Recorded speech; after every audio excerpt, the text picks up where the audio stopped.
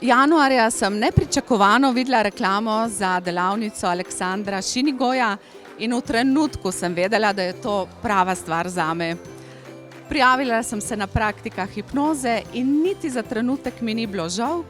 Moj namen je bil, da pomagam sebi. Bila sem v eni stiski in sem rekla, wow, samo hipnoza, to je to.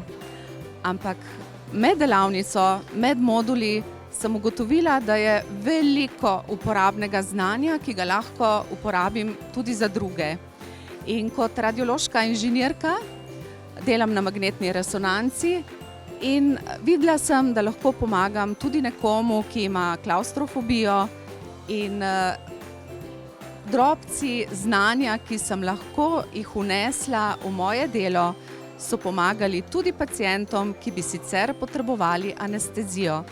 Čeprav se v medicini uporablja medicinska hipnoza, vam zagotavljam, da mi ni bilo niti za trenutek žal, sploh pa, ko sem videla spremembo na sebi in na zadovoljnih pacientih, ki so opravili magnetno resonanco brez anestezije. Prijavite se,